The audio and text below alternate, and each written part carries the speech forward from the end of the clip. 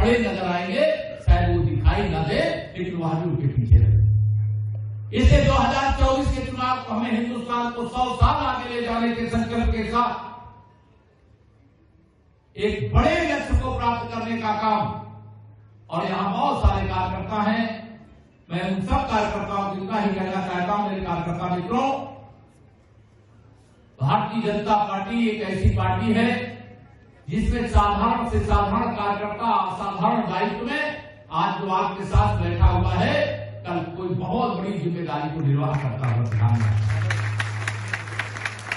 और जो मेरे युवा कार्यकर्ता है उनका तो भविष्य उज्ज्वल है, क्योंकि हम आजादी के आपातकाल से बाहर आकर के मोदी जी के नेतृत्व में आजादी के अमृत काल में, और 2047 जब आजादी के 100 साल पूरे होंगे, विकसित भारत का स्वप्न, विकसित भारत का लक्ष्य भारत के प्रधानमंत्री माननीय नरेंद्र मोदी जी ने आप सबके सामने रख दिया।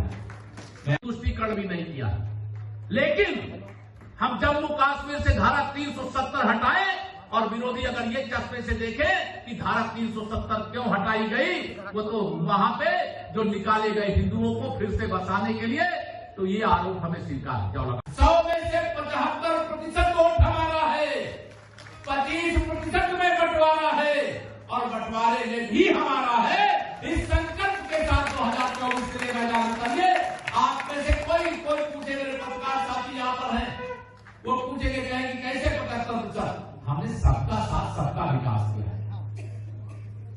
2014 में सरकार बनने के बाद पूरी दुनिया के अंदर अगर आज भारत का डंका बज रहा है, तो केवल इसलिए बज रहा है कि हमने मुस्लिम तुष्टीकरण नहीं किया है, हमने हिंदू तुष्टीकरण भी नहीं किया।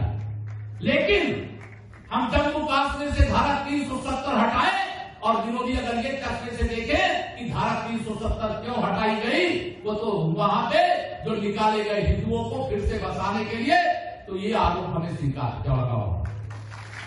किसी को भरोसा नहीं था कि देश के अंदर माननीय नरेंद्र मोदी जी के नेतृत्व में भारतीय जनता पार्टी को बहुमत मिलेगा। उस समय का राष्ट्रीय नेतृत्व हमसे कहा करता था, हमारे कार्यकर्ताओं को कहा करता था कि हम 2014 में 272 प्लस जीतेंगे, याद है कि भूल गए आपको? लेकिन आपने अकेले गठबंधन की बात नहीं कर रहा हूं, अकेले भारतीय जनता पार्टी के 283 कमल खिलाने का काम किया था। 283 यह काम कोई नहीं कर सकता है। आप सब इसके बारे में जानते हो, सब बोलते भी हो। गरीब कल्याण के लिए समर्पित हमारी सरकार है, किसानों के उत्थान के लिए समर्पित हमारी सरकार है, नौजवानों के उज्जवल भविष्य के लिए हमारी समर्पित सरकार है। आज माननीय नरेंद्र मोदी जी अमेरिका के अंदर भी होकर के अब मिस्र में पहुंचे हुए हैं।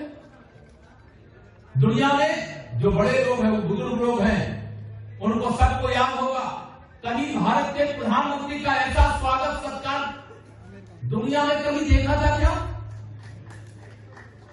अमेरिका में विशेष तौर से। अभी मुझे बता रहे नरेंद्र जी के साथ, अभी हम लोग बैठ करके आ रहे साथ नरेंद्र जी थे, कितने बार तालियां बजी आ रहे किसी को?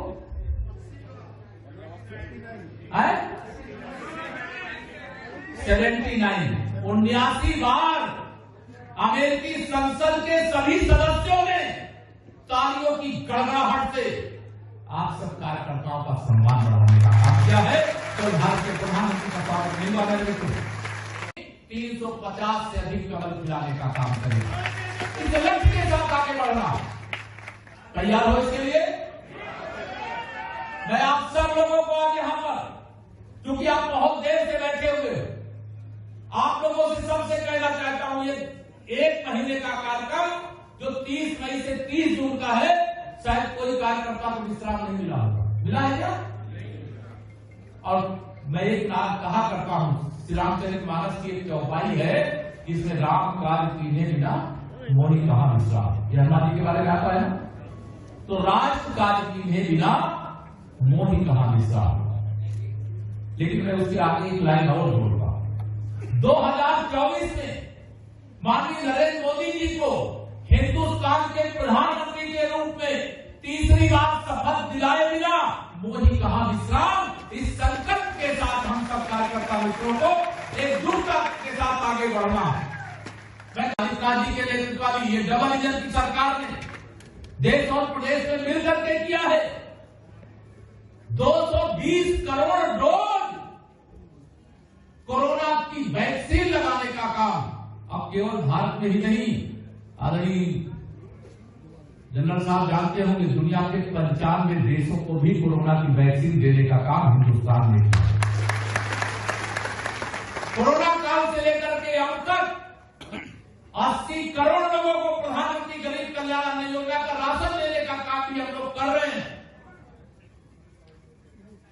शायद दुनिया में कोई ऐसा देश नहीं होगा जिसकी इतनी बड़ी आबादी हो और उस देश का प्रधानमंत्री ये ऐलान करे कि हम हर घर तक नल से जल, पाइपलाइन से जल पीने का शुद्ध पानी पहुंचा देंगे। लेकिन भारत के अंदर ये हो रहा है और 12 करोड़ के लगभग कनेक्शन पूरे हो गए। अमेरिका के सभी संसद सदस्य अपने स्थान पे खड़े होकर के मोदी जी को विश्व के गुरु का प्रधानाचार्य मानकर के उनका स्वागत कर रहे हैं। ये गौरव की बात नहीं है। 2014 से पहले वही अमेरिका, हमारे प्रधानमंत्री जी जब मुख्यमंत्री थे अमेरिका जाने का वीजा नहीं मिला और वही अमेरिका हमारे प्रधानमंत्री जी का ऑटोग्राफ मांगा। ये गौरव की बात नहीं है। 2014 से पहले पाकिस्तान के प्रशिक्षण प्राप्त आतंकवादी भारत की सीमा में घुस करके हमारे जवानों की सिर काट करके ले जाते थे। याद है, भूल गए आप? भूलते बहुत जल्दी, इससे मैं याद दिला। लेकिन 2014 के बाद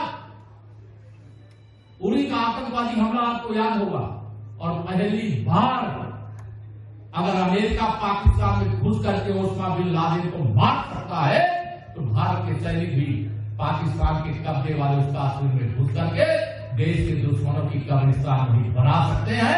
यह हमें संदेश देने का काम पहली बार है। भव्य मंदिर का निर्माण तो भगवान सोमनाथ के मंदिर के साथ हो जाना चाहिए था, लेकिन वह काम माननीय नरेंद्र मोदी जी के प्रधानमंत्री बनने के बाद हुआ है।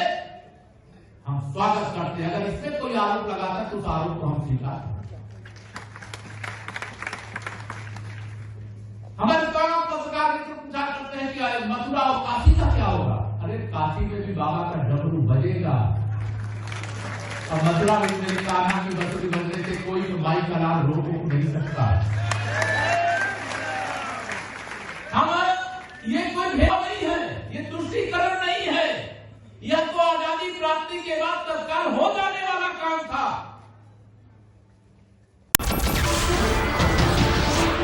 नमस्कार, मैं हूं मानक गुप्ता।